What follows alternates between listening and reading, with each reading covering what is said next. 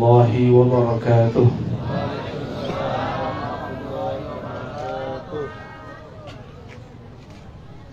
الحمد لله الذي استوى بجلاله وجماله على عرشه العظيم، والحمد لله الذي جعلنا من أمة سيدنا محمد صلى الله عليه وسلم، والحمد لله الذي أبرزنا في آخر الزمان. أشهد أن لا إله إلا الله وأشهد أن محمدا عبده ورسوله. اللهم صل وسلم وبارك على سيدنا محمد وعلى آله والمهدي خليفته وسلم. أما بعد. Para kiai, para ajengan, para pengurus, ini baru ya, apa namanya? Pelantikan. Boleh pengantin semua nih? Iya, pengantin semua, ranting. Para pengantin baru. Ranting apa namanya? Kecamatan Cikulur. Kecamatan Cikulur. Semoga semua diberkahi oleh Allah Subhanahu wa taala. Ada satu hadis yang sering kita dengar dari kiai-kiai kita dulu, ternyata hadisnya sahih, riwayat Imam Muslim. Baginda Nabi naik ke mimbar lalu berdoa, Ya Allah, la tahlik ummati bil jauh. Ya Allah, jangan hancurkan umatku karena kelaparan. Lalu diaminkan oleh Sayyidina Jibril. Dan yang kedua, Allahumma la tahlik ummati bil gharq. Ya Allah, jangan hancurkan umatku karena gharq, bencana tenggelam, baik tenggelam di bumi seperti Qarun ataupun tenggelam di laut. Tapi yang ketiga, Allahumma la tahlik ummati ba'duhum ba'dha. Ya Allah, jangan jadikan umatku rusak, saling pecah, saling serang menyerang, salah menyalahkan, bunuh membunuh, sesat menyesatkan satu sama lain. Tapi ternyata Sayyidina Jibril yang bolak-balik naik ke langit, yang setiap hari memandang Lauh Mahfuz, di situ ada catatan-catatan masa depan umat. Beliau tidak berani mengatakan amin. Dari situ tahulah kita bahwa tidak semua doa mesti diangkat.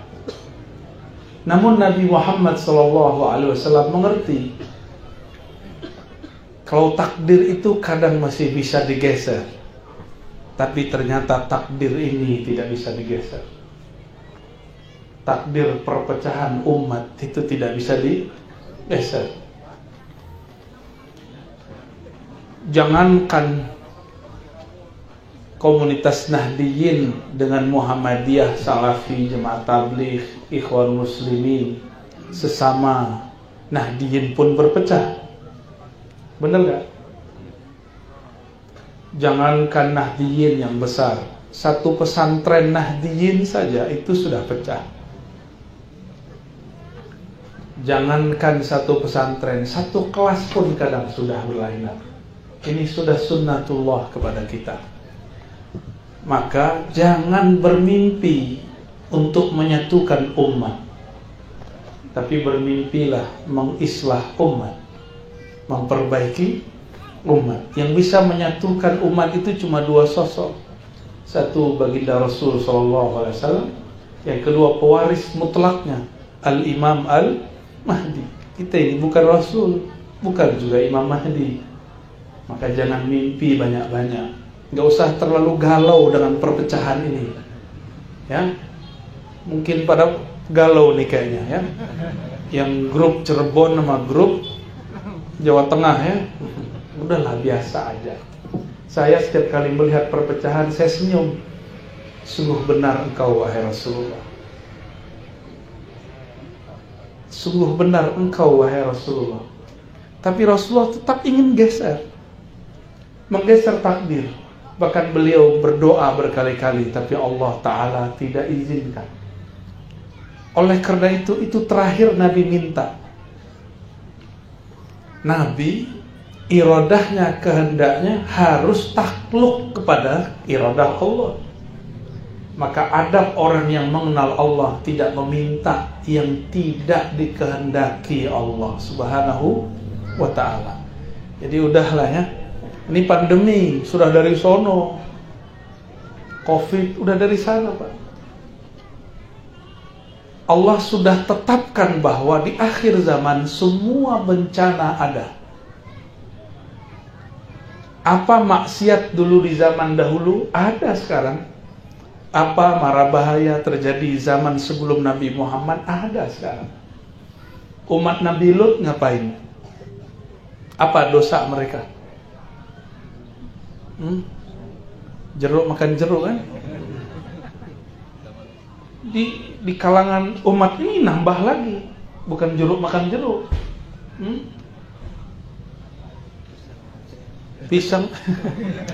Duh, Ustaz, dibunyiin. Semuanya ada sekarang.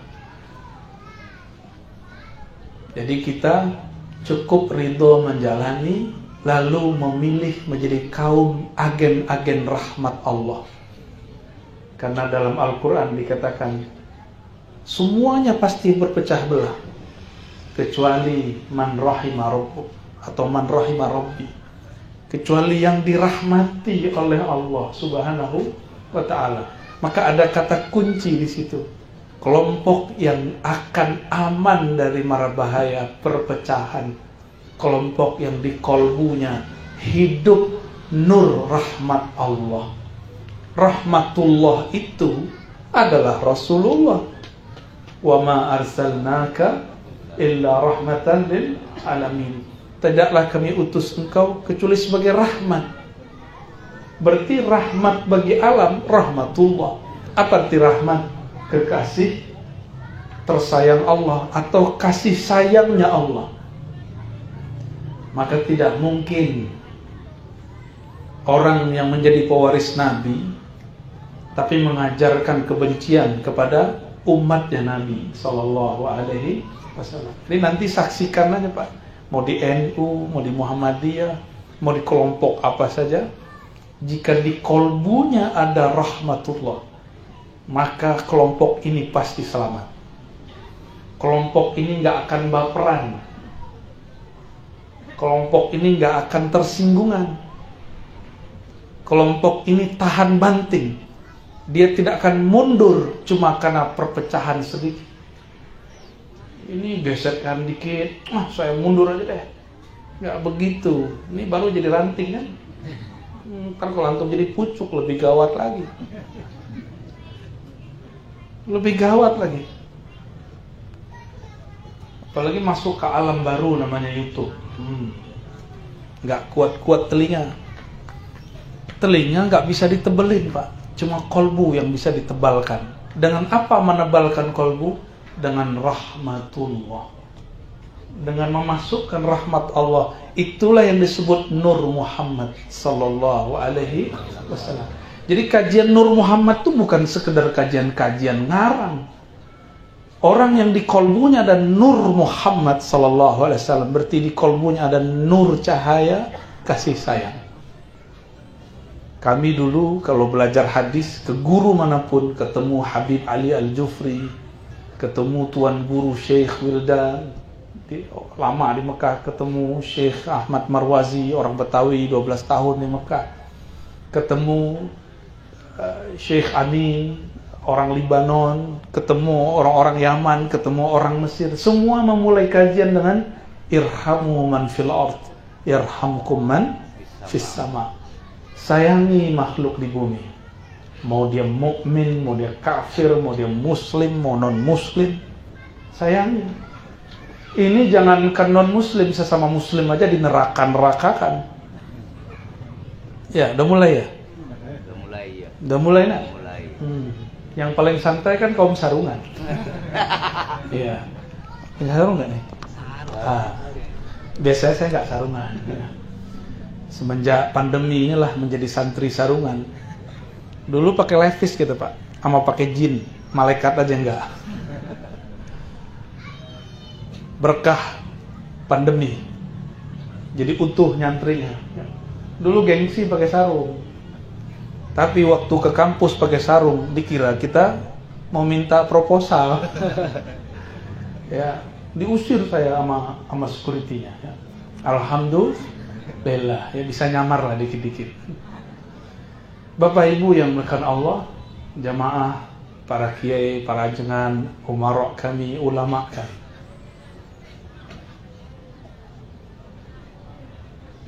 Karena Nabi SAW paham umat akhir zaman bagaimana, dan kita hidup di akhir zaman, Pak. Jadi jangan mikir lagi ini masih lama, masih lama. Ini sudah lama.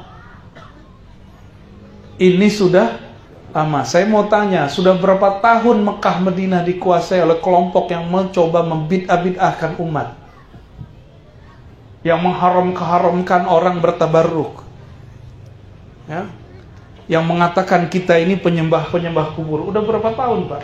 Hitunglah. Tahun berapa dulu? NU dibangun tahun berapa? 1926. Turki Utsmani runtuh 1924. Tapi Mekah Madinah belum dikuasai. Mekah Madinah baru dikuasai tahun 1933. Ketika kerajaan Hasyimiyah kalah. Kenapa? Karena keluarga Saud dibantu oleh Inggris. Dibantu persenjataannya oleh Inggris. Dulu Inggris ini kaki dua, Pak, dulu. Kolonialnya bukan Inggris yang sekarang. Kolonial Inggris ini dulu kakinya dua. Jadi dia punya orang di Sultan Hashim, punya orang di keturunan Saud. Setelah kemudian dikaji oleh mata-matanya, mereka bilang keluarga Hashim gak bisa diatur.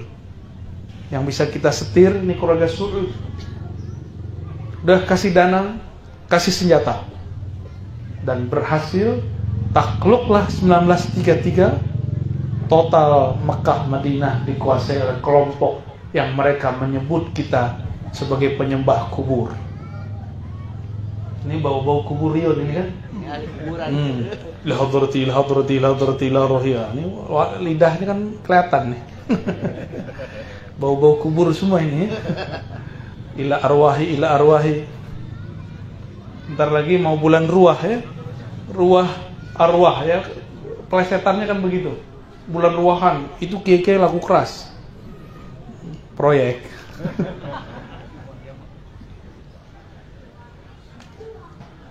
Masya Allah, siang-siang panas ya. Mau duduk ya. Moga diberkahi Allah Bapak Ibu ya. Kalau bukanlah karena kita cinta, tentu kita nggak mau duduk ya. Ini panas-panas, Bu. Ntar bedaknya habis loh, Bu. Luntur. Semoga anginnya sepoi-sepoi ya. Ini panitia udah percaya sama malaikat angin. Semoga nanti jadi AC. Allahumma sholli ala sayyidina Muhammad. Maka Nabi mengabarkan hadis yang masyhur, sataftariku ummati ala 73 firqah. Umatku akan terpecah menjadi 73 golongan. Ini hadis diperebutkan orang ini. NU nare ya. Muhammadiyah ambil. Salafi Wahabi ambil. Hizbut Tahrir ambil juga. Semuanya ambil. Apalagi saya. Semuanya masuk neraka. Ini kan gawat. Kulluha finnar illa firqatan wahidah. Semua masuk neraka pasti kecuali satu. Maka pasti setiap kelompok ingin menyebut dirinya kelompok itu. Lalu ditanya Rasulullah SAW, siapa kelompok yang satu wahai baginda Rasul? Dijawab oleh beliau, ma ana alaihi wa ashabi. Kelompok yang ana alaihi, akulah yang jadi imamnya. Wa ashabi, karena mereka tidak bertemu aku, mereka mengikuti ashab. Ashab jamak dari sahabat, sahib. Sahabat ada berapa? Ada beberapa banyak sahabat. Sahabat Nabi bukan sahabat antum di Facebook. Di Facebook kalau 5.000 udah gak bisa ya, buat baru ya. Kalau di WhatsApp ada grup, tuh kan ahli WhatsApp semua. Sekarang ini bukan ahlul kitab lagi, ahlu wajhil kitab. Facebook, wajhu face, kitab book, wajhul kitab. Ya, punya semua ya. Ya, saya nggak punya Pak, dulu punya, tapi wajahnya udah hilang, tinggal booknya. Alhamdulillah, antum masih baca mukanya kan? Nabi mengatakan yang ikut aku, berarti ketemu Nabi. Mesti ketemu Nabi. Ada nggak kelompok orang NU ketemu Nabi nggak? Antum ketemu Nabi nggak? Jenggotnya lumayan. Ini ajib nih orang NU berjenggot nih. Nah, 1, 2. Ya. Ada bisa nyamar. Ya. Biasanya nggak ada tuh, kiai-kiai nggak ada jenggotnya. Ya. Jangan antum nyamar lagi. Saya ketemu kawan saya, mantan Wahabi, orang Mesir, ahli qiraat. Kata dia, aswaja dan sufi di Mesir anti jenggot katanya. Kalau kita nggak anti jenggot, anti jenglot. Makanya curiga ini jenggotnya. Besok-besok bisa dipotong nih. Jangan dipotong, lanjut ya. Kalau bisa lebih panjang. Kalau di kampung saya, orang berjenggot itu dukun dulu. Jadi kiai-kiai nggak mau berjenggot karena takut disebut uskun, ustadz plus dukun. Ada maharnya biasanya. Alhamdulillah, saya berjenggot tapi nggak di kampung. Jadi aman, nggak disebut uskun, disebut us-us aja, ustadz. Nabi mengatakan yang ikut aku langsung atau ikut sahabat-sahabatku. Jumlah sahabat berapa? Berapa jumlah sahabat, Ibu? Hah? Nggak tahu. 4. Dikit amat. Ashabi, jumlah sahabat Nabi 124.000. Berapanya? 100. Dari 124.000 yang berfatwa nggak nyampe 100. Yang ngajar banyak, tapi yang berani berfatwa nggak sampai 100 orang, nggak nyampe 100. Dari semua itu paling cuma 25 sahabat yang betul-betul mujtahid mutlak. Dari semua itu sisa 4 lah. Dari 4 itu makanya imam ada 4. Itu bukan cocok logi Pak, itu sunnatullah. Ya, itu sunnah. Tapi 4 saja kan ada 5. Ulul azmi ada berapa? Ulul azmi. Nabi Rasul yang ulul azmi. Oke, kita turunin ke belakang lagi. Jumlah para Rasul dan Nabi berapa semua? 124.000. Ibu-ibu coba dihafalin. Jumlah Nabi Rasul berapa? 124. Nabi bersabda, ulama pewaris para nabi. Maka jumlah ulama setelah Nabi dihapus mesti 124.000 minimal. Ulama wali Allah minimal setiap masa. Karena nabi-nabi ini dia lagi mencari siapa yang akan menjadi pewarisnya. Ini wadahnya cukup nggak? Ya. Di ruhaniyah, arwah-arwah para rasul, para nabi itu lagi cari siapa yang berhak menjadi pewarisnya. Al ulama warathatul anbiya. Dalam Islam tidak ada reinkarnasi, yang ada waris rohani. Kalau reinkarnasi, jiwanya mati, lahir lagi, jiwanya mati, lahir lagi, sampai moksa. Tapi kalau dalam ilmu ma'rifatullah, ruh bukan jiwa. Ruh itu tidak pernah mati sampai dia wusul kepada Allah Subhanahu wa ta'ala. dan wusul terakhir di akhir zaman ini, zaman kita. Jumlah Nabi berapa tadi? 124.000. Ini ngajinya nggak pakai kata-katawa ya Bapak Ibu ya, agak serius sedikit karena ranting, biar serius kalian jalan. Ya, biar kalau antum metakan kerja itu nggak main-main lagi, ya. Jangan main-main, bukan nyari proyek nih, bukan. Ya. Kita ini sedang berjuang. Juang bahasa Arabnya jihad, walaupun sarungan ini kan jihadnya harus kuat. Ini jihad masa jihad arbi, ya, pra-kital, jihad pra-perang. Jihad apa ini? Nah ini yang paling berat sebenarnya jihad sekarang, karena jihad melawan diri sendiri. Jihadun nafs, ya. Ini paling berat. 124.000 yang jadi Rasul berapa? 313. Coba, nggak ada yang cocok logi. Ahlul Badar yang berjuang bersama Nabi waktu perang Badar berapa jumlahnya? 313. Dulu yang perang dengan Sayyidina Talut berapa? Dari puluhan ribu tentaranya diuji cuma karena nggak boleh minum air di sungai. Lagi aus-aus ketemu sungai, kata Talut, tidak boleh kalian meminum kecuali cuma sebatas dapat tangan, ghurfatan biyadi. Ujian bener nggak? Karena antum nih mau dapat proyek besar, tiba-tiba ada kalam, nggak boleh ambil kecuali sedikit. Oh, buyar itu. Ntar pimpinannya, gurunya dituduh makan proyek. Bakal ada, nanti masa kan ada terus. Nanti ada yang mundur. Begitu terus.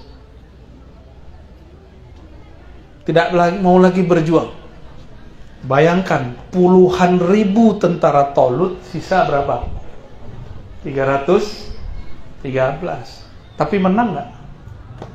Kam min fi'atin qalilah ghalabat fi'atan katsira. Banyak kelompok kecil mengalahkan kelompok besar. Ini dalilnya. Maka saya meyakini walaupun versi ahli riwayat hadis perang Badar itu 313 lawan 1000. Kalau versi saya enggak. Itu puluhan ribu, Pak. Lengkap dengan jin-jin kafirnya ikut. Karena orang-orang kafir Quraisy waktu itu bawa tentara Romawi sekalian. Tapi itu enggak disebut ya. Jarang disebut orang. Karena ini cuma gerakan yang berulang. Hanya gerakan yang terulang, sejarah yang terulang kembali. Maksud saya sederhana. Di Indonesia, pergerakan keagamaan terbesar, ya organisasi antum inilah, Nahdlatul Ulama. Tapi jangan tertipu dengan jumlah. Itu maksud saya. Ya. Dan bersyukur Nahdlatul Ulama itu dibangun oleh seorang wali dan teman-temannya para wali. Itu wali semua, Pak. Kalau dalam ilmu ma'rifatullah, walinya sudah kutub. Wali-wali puncak itu. Dan jumlah kutub itulah yang disebut 313. Jadi Al-Badr, orang yang ikut perang Badar 313 itu wali kutub semua. Dan gak semuanya ahli ilmu, tapi mereka mengenal Allah yang memiliki ilmu. Gak semuanya bisa baca kitab, banyak yang gak bisa tulis baca. Jadi jangan kaget antum nanti ketemu wali gak bisa baca kitab. Serius ya?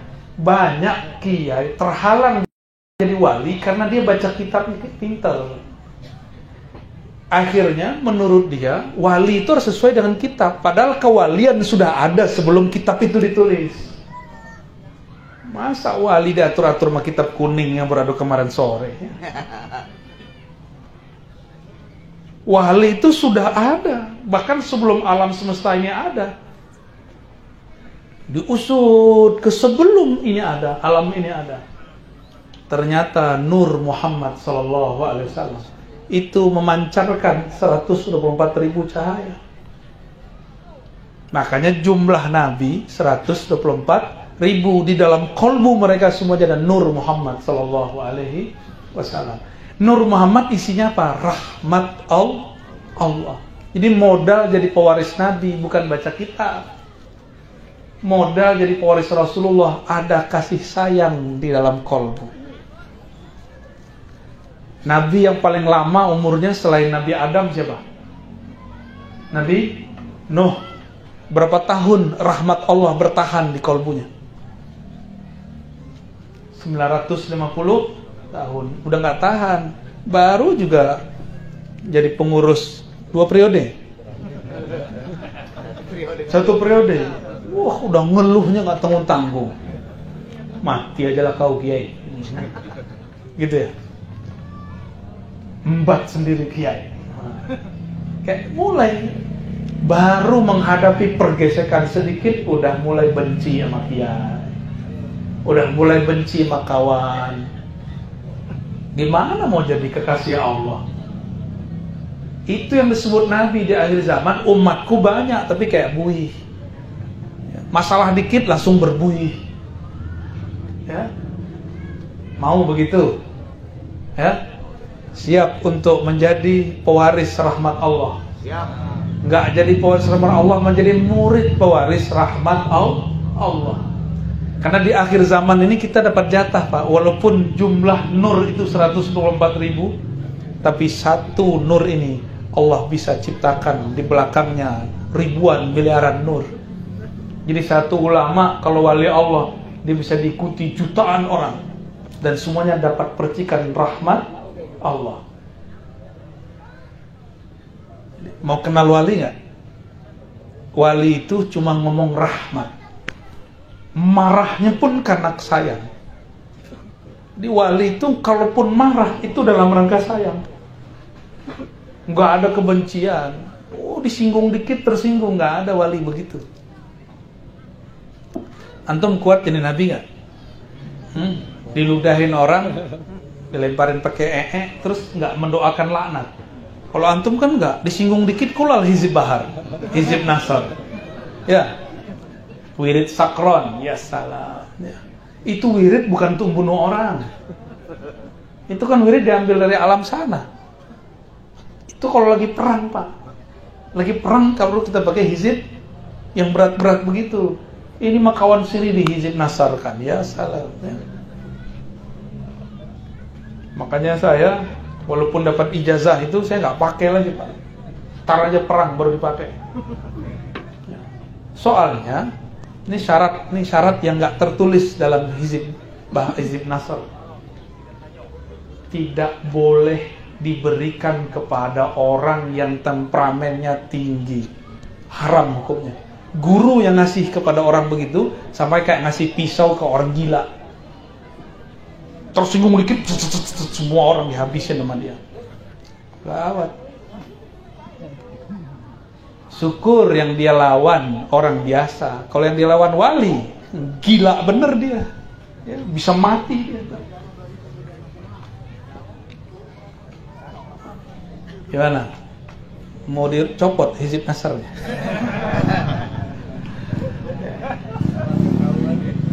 Raja-raja, ya.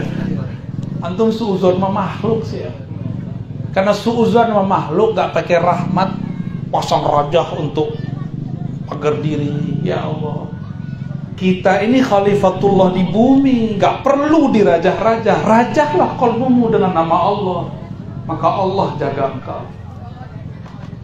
Rajah qalbu kita dengan alif lam lam ha, Allah, dengan ha waw hu. Cukup itu, cukup itu insya Allah. Teman-teman Banser ya, Rijalul Ansor, jangan berpaling ke jalan lain. Kalau mau jadi orang yang jagoan, bukan dengan ilmu kanuragan. Orang hebat itu bukan yang sakti. Orang hebat itu yang bisa mengendalikan emosi. Maka hizib nasar secara ilmu hakikat haram diijazahkan kecuali kepada penyabar.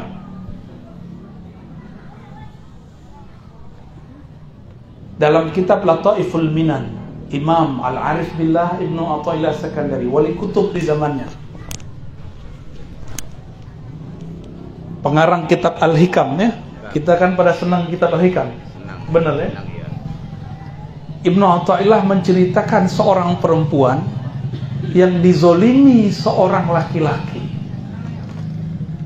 Lalu dia angkat tangan, "Ya Rabb, aku dizolimi oleh laki-laki ini. Aku serahkan urusannya kepada Engkau."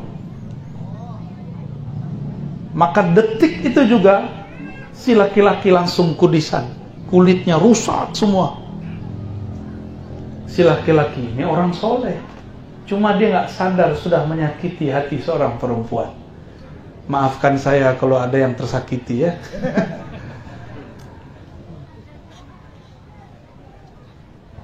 Berobatlah ke semua orang, nggak ada kiai yang bisa menyembuhkan. Ternyata berkecamuk dia. Ada ahli kitab, seorang rahib bukan muslim, tapi kasaf. Ini membingungkan ini. Ini kasaf apa ini? Ya.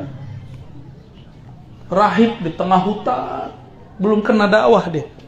Kata orang kalau datang ke si rahib, penyakit ente sembuh. Akhirnya datanglah si kiai muda ini kepada si rahib yang sudah kudisan sepenuh badannya. Apa kata si rahib? Selama ini aku mengobati orang, baru ini yang tidak bisa aku sembuhkan. Terus dia berpikir, wahai anak muda, dia nggak tahu kalau ini kiai ya. Pernahkah engkau menzolimi, mencelakai, bukan cuma nyakitin hati nggak masalah ya, ini mencelakai semuanya, seorang manusia. Dia ingat-ingat. Setelah ada setengah jam baru dia, betul Tuan Rahib, aku pernah menzolimi seorang wanita.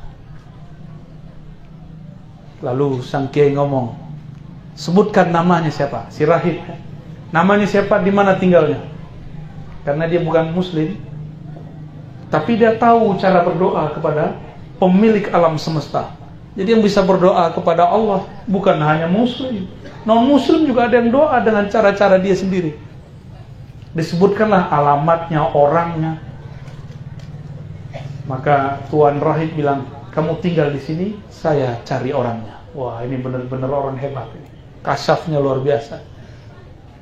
Sampailah di tempat si perempuan.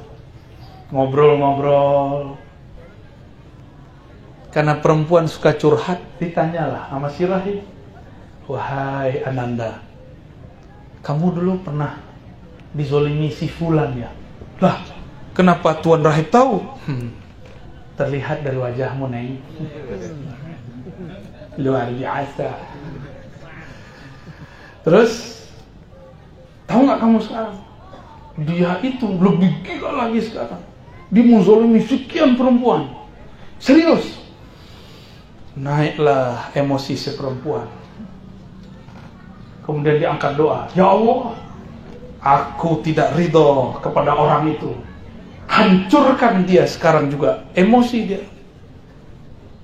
Ini si perempuan emosi. Tapi bedanya, kalau tadi doanya gimana? Ya Allah, aku serahkan pembalasannya kepada Engkau. Kalau sekarang, hancurin ya Allah. Itu beda kan? Jadi sekarang dia doa pakai nafsunya. Detik itu juga semua kudis yang ada pada orang kiai muda itu kering. Langsung kering, Pak.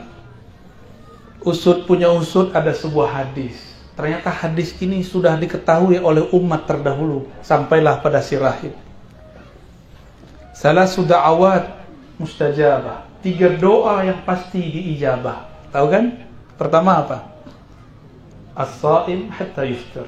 Orang puasa sampai berbuka. Si rahib sepanjang umurnya puasa. Makanya doa dia mustajab walaupun dia non muslim. Puasa masih zaman ala Nabi Isa dia. Yang kedua, apa yang kedua?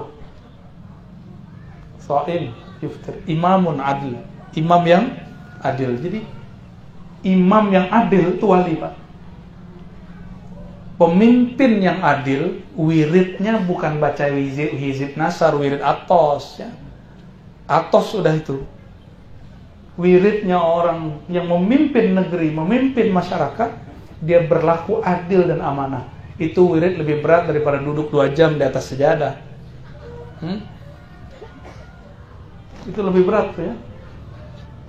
Lalu yang ketiga, doaul mazlum, doa orang yang dizalimi, wa in kana kafiran, meskipun dia seorang yang kafir. Jadi doa orang kafir diangkat kalau dia dizalimi. Yang naik siapa? Kami belajar belakangan ada ruh, ada ruhan. Ini yang naik namanya ruhan. Ruhan itulah yang curhat kepada Allah. Si ruhan inilah yang ada pada si perempuan, mengatakan, ya Allah, aku serahkan pembalasannya kepada engkau. Dia pasrah, maka Allah langsung kasih. Tapi barusan dia mengatakan dengan nafsunya, maka ruhannya langsung turun. Yang naik cuma nafsu. Nafsu tidak pernah naik tembus ke langit. Sampai awan paling, gak pernah naik. Kata sang rahib, terima kasih. Dia balik. Pas pulang, si kiai muda sudah sembuh. Tuh, Imam Ibnu Athaillah yang megang sanad hizib bahar, hizib nasar. Antum mau sempurna hizibnya, amalkan ini. Namanya salamatus sadr. Tidak menyimpan kebencian, emosi kepada siapapun. Ini sama laki bini aja emosi. Pakai hizib bahar, mati bininya kan.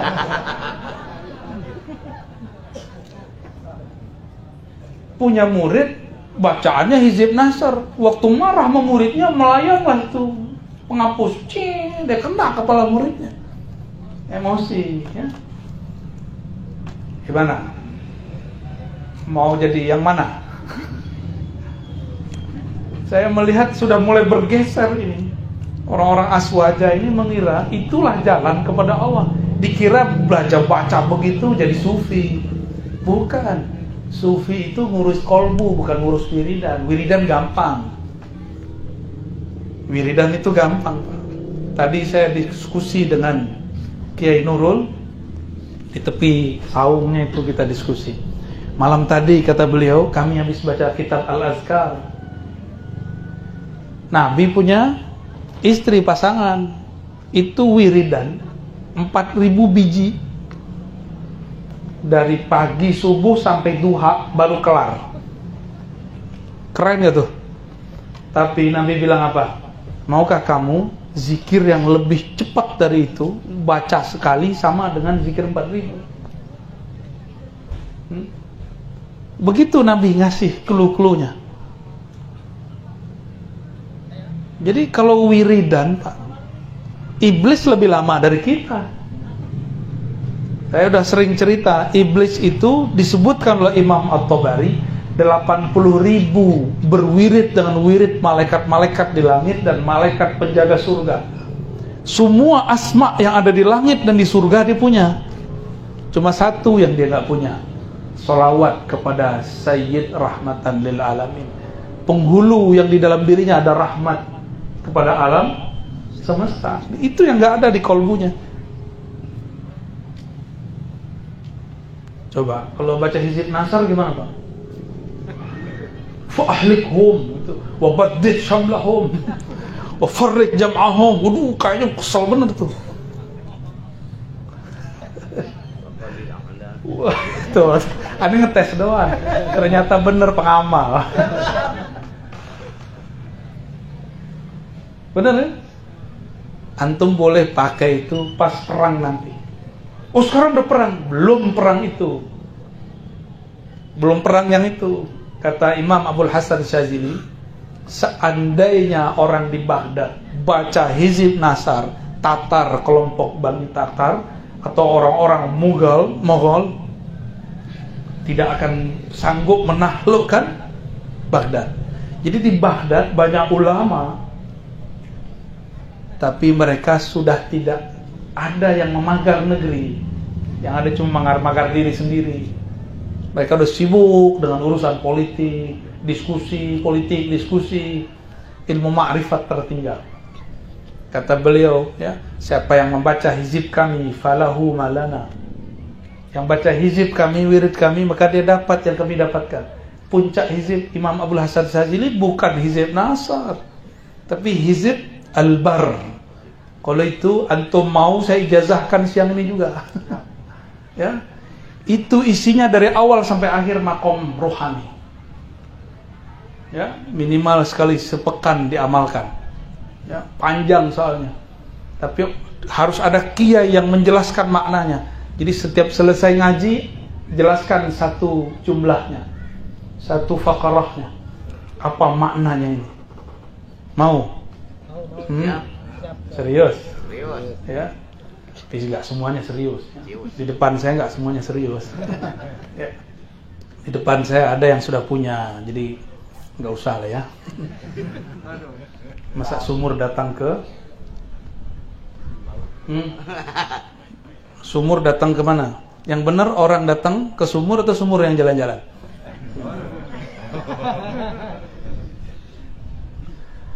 Udahlah ya. Antum nafsu amat sih mau dapat ijazah. Tuh ngetes aja tuh ya. Ternyata kita nafsu semua. Ada kawan nafsu banget pada ketemu ngapain? Minta ijazah wirid. Ya salah. Zaman sekarang jangan nafsu sama wirid. Kita itu sekarang yang dicari, yang Nabi sebut itu. Maukah kamu aku tunjukkan zikir kalau kamu baca sama dengan 4.000. Sama kayak zikir dari pagi sampai duha. Tapi kalau kawan kita gagal paham juga, yang dia pahami cuma bacaannya, bukan ma'rifatnya. Subhanallah adada ma khalaqa fis sama. Gitu kan? Maha suci Allah, maha hebat Allah, sebanyak bilangan yang dia ciptakan di langit. Adada ma khalaqa fis sama. Subhanallah adada ma khalaqa fil ard. Subhanallah adada ma khalaqa ma baina dzalik. Subhanallah adada ma huwa khaliq. Itu baca begitu sama kayak antum zikir 4.000 kali. Padahal cuma 4, satu zikir sama dengan 1.000. Apa rahasia di situ? Bukan subhanallah maha suci, tapi nerjemahnya maha hebat. Maha hebat Allah. Sehebat apa Allah? Sehebat semua yang di langit. Di langit ada berapa, Pak? Ada yang udah naik ke langit belum? Belum kan? Tuh. Nabi sudah naik ke langit, maka ketika beliau sebut itu, beliau sudah ingat semuanya berapa jumlahnya. Dibandingkan zikir 4.000, kalah gak tuh? Kalah. Itu kalimat satu udah cukup. Itu zikir-zikir ma'rifat namanya. Jalan pintas, jalan tol. Mau thariqat tol. Ya, wiridnya nggak panjang-panjang, Pak. Yang panjang ma'rifatnya. Tapi proses menuju ma'rifat itu yang panjang. Mengenal Allah ini yang panjang. Kita ini kan kuat kalau ngobrol sambil ngopi sampai jam 4 pagi ya. Bener? Itu ngomongin apa tuh? Ngalor ngidul. Kok bisa kuat? Karena asik dengan mainan pikiran, mainan nafsiyah. Bisa begini, bisa begitu, baca kitab. Saya mau tanya, sebelum ada kitab kuning, kolbu kita sudah ada kitab nggak? Sudah ada. Maka orang-orang yang di kolbunya sudah bisa dibuka kitabnya, ilmunya tak terbatas. Dia bisa membaca yang nggak dibaca orang. Ya, dia menjelaskan yang nggak dijelaskan di kitab. Ya itulah kekasih-kekasih Allah SWT. Ujian terberat orang-orang baca kitab, ketemu kiai nggak bisa baca kitab. Imam Sya'rani semua kitab hampir dia baca di zaman itu. Lalu dia nulis dengan kesombongannya. Kata dia dalam kitab Al-Mizan, ya itu udah tobat itu. Al-Mizan Al-Kubra. Ada yang tahu kitabnya?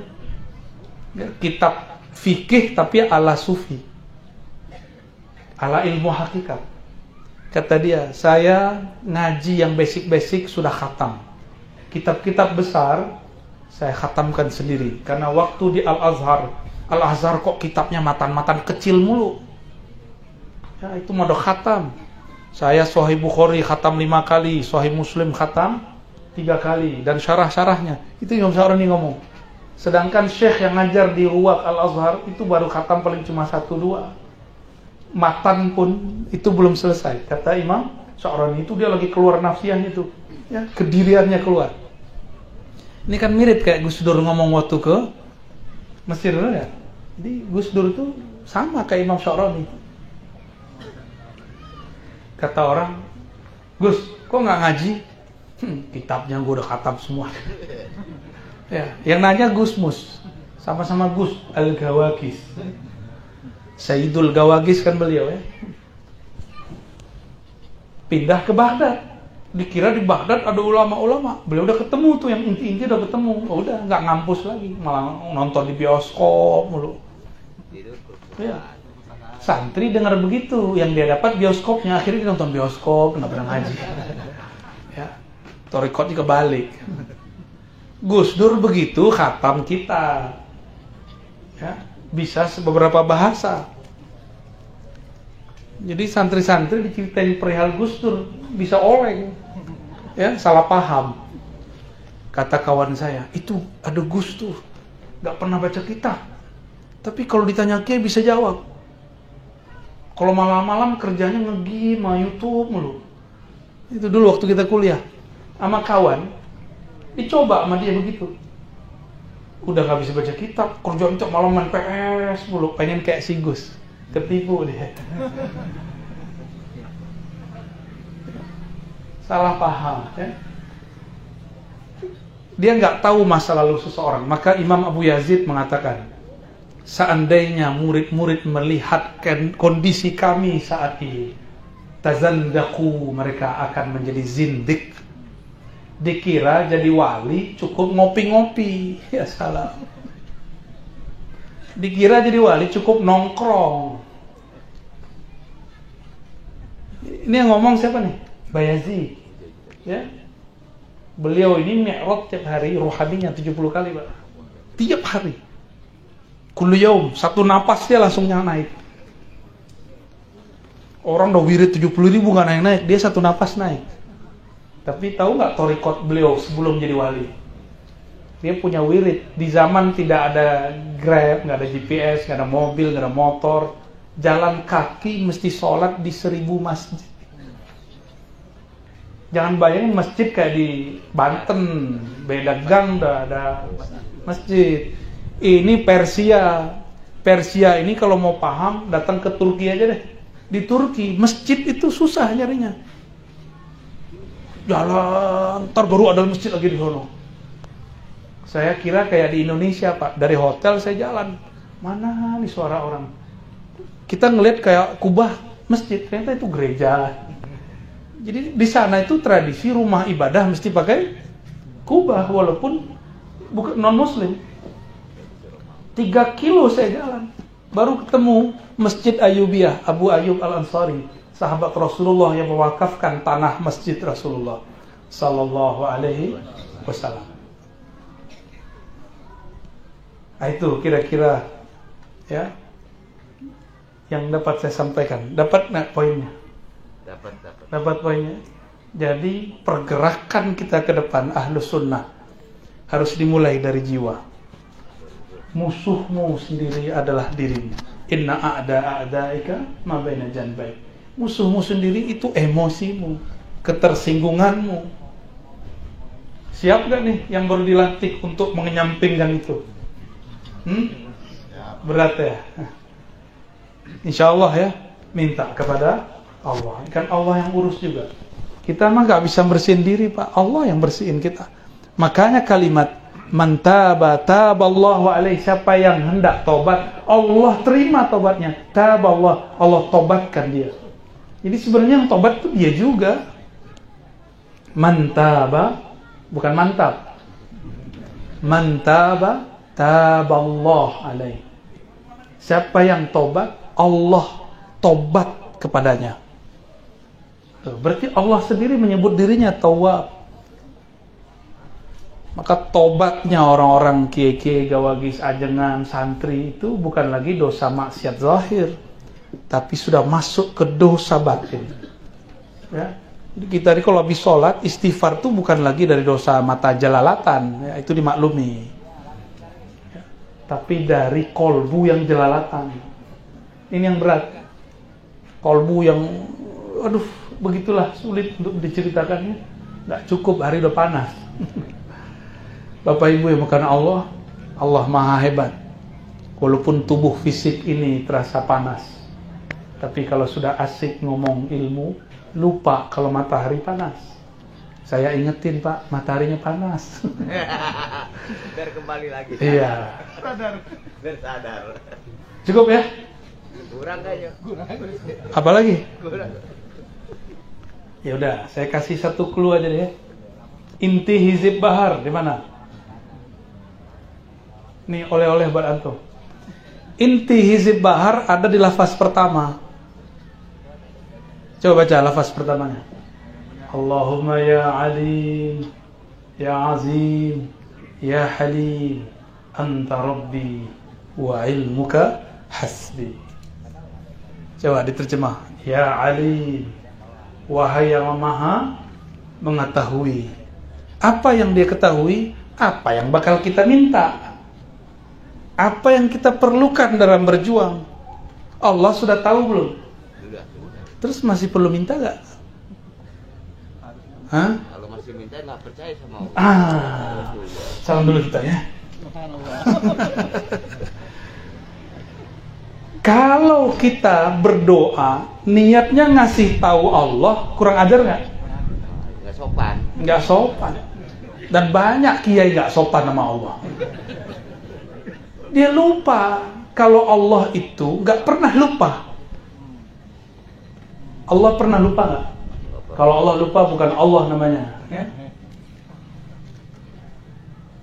Sebelum saya minta, sebelum saya ada, sebelum saya lahir, sebelum kita ini tercipta, Allah sudah tahu belum kita punya hajat apa? Bahkan doa yang mau kita baca apa, Allah udah tahu belum?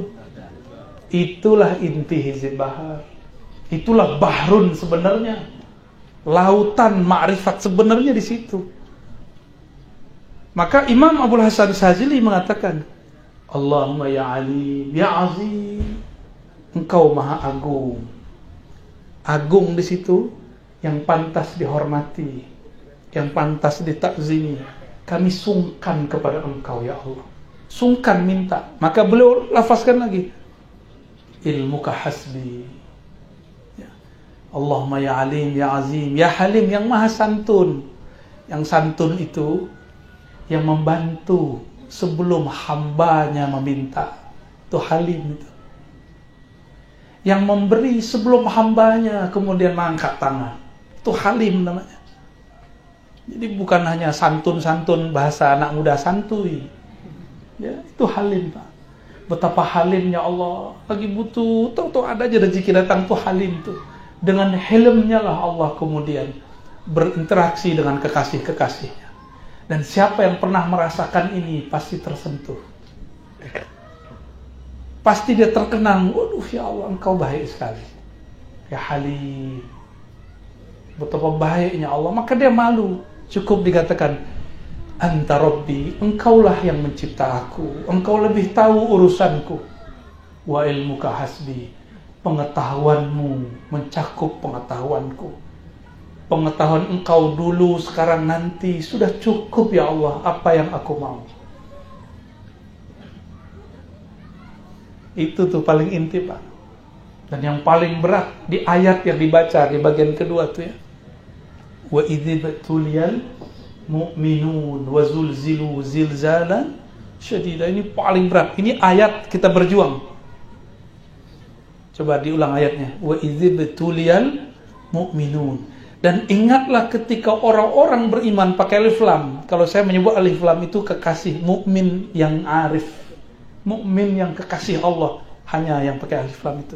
Karena alif lam dalam ilmu ma'rifatullah yadullu 'alal kamal wal jalal. Bahwa sempurna dia dibandingkan hamba yang lain. Dan ingatlah ketika orang-orang beriman yang spesial itu diuji, ubtuliyal mu'minun, diuji terus. Diobrak, wazulzilu. Apa arti zulzilu? gonjang-ganjing, perasaan kita diaduk-aduk, pikiran kita diaduk-aduk, sampai kita mau suuzon nama Allah, sampai kita mau suuzon nama kiai, sama guru, sama kiai sepuh. Aduk zulzilu, ini kalimatnya pakai fi'il madhi yang fi'lul ladzi la yusamma fa'iluh. Kalau anak-anak sekarang ganti namanya fi'il majhul ya. Itu istilah nggak sahih sebenarnya. Yang sahih fi'lul ladzi la yusamma, fi'il yang nggak disebut fa'ilnya karena fa'ilnya sudah maha zahir. Wa zulzilu, siapa yang zulzilu? Yang menzalzalkan siapa? Allah. Kalau kita diaduk-aduk sama kekasih kita, terima nggak? Terima. Karena antum, kita ini tidak merasa benar-benar kekasih Allah, nggak terima diaduk-aduk. Malah nyari kambing hitam. Nggak sportif nih ciri-ciri ntar. Ciri-ciri waktu berjuang, ada masalah dikit dia cari kambing hitam. Apalagi buat acara begini kan butuh dana. Mohon maaf ya, saya juga orang lapangan, ngerti lah kita. Berbosa segala macam. Di saat-saat begitu nafsiyah jalan ya. Yang berhasil dapetin dana pengen dihargai, yang nggak berhasil salah nyalahin orang, begitulah terus melempar-lempar. Itu namanya zulzilu. Maka ciri-ciri orang-orang yang tidak berhasil, nanti dia ngomong wayakul, dan berkata orang-orang yang di kolbunya ada marad, allazina fi qulubihim marad, yang di kolbunya ada penyakit. Ma wa'adallahu illa ghurura, yang Allah janjikan itu bohong. Allah ini kayaknya nggak bener ini, kayaknya perjuangan ini. Maka disitulah mereka mundur, buat yang baru ya. Nanti buat yang baru, ranting baru entar. Rantingan, cabang baru, PB baru. Hati ntar tuh. Itu karena nggak tahan goncangan itu. Saya yakin benar yang mendirikan Nahdlatul Ulama itu wali-wali Allah. Karena Hadratus Syekh Hasyim Asy'ari murid dari Al-Qutub Al-Kabir Syekh Khalil. Muridnya kutub ya kutub. Ini yang benar-benar murid. Selebihnya ada yang cuma ngambil berkah, ada yang murid separuh-separuh. Makanya murid-muridnya nggak semua jadi wali kutub. Ini jarang dibahasakan orang, Pak. Dari semua wali-wali di Jawa Madura yang kelas rohaninya hampir bisa menyamai, bahkan bisa ya sepadan dengan Sunan Kalijaga, itulah Syekh Khalil. Jadi sudah lama tuh wali-wali Allah tuh nggak ada yang sehebat Syekh Khalil sampai hari ini. Tapi insya Allah, Allah kemudian ganti masa. Allah kirim orang-orang yang mewarisi ilmu beliau. Ya, jadi selamat diuji, selamat digonjang-ganjing. Ya, kalau sesuatu tidak digonjang-ganjing nggak ketahuan mana yang berlian, mana yang tiruan, mana yang emas, mana yang kuningan. Semoga kita diselamatkan Allah SWT. Semoga kita termasuk illa man rahimah, kecuali yang dirahmati Allah. Allah marzuqna rahmatan. Ya Allah yang maha rahman, ya maha rahim, dengan rahmatmu maka jadikan kami ahlur rahmah. Di kolbu kami ada rahmah. Wamla' qulubana birahmah, dan penuhi kolbu kami, seluruh yang ada dalam diri kami, satu tetes darah dalam diri kami, semua pancaran rahmatmu, kasih sayangmu. Amin ya rabbal alamin. Al-Fatihah. Ya.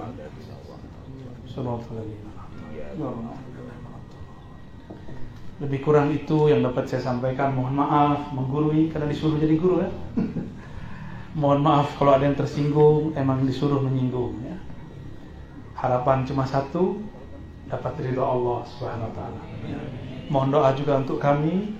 Kita pun sering diserang-serang orang, tapi insya Allah kita serahkan urusannya kepada Allah Subhanahu wa taala.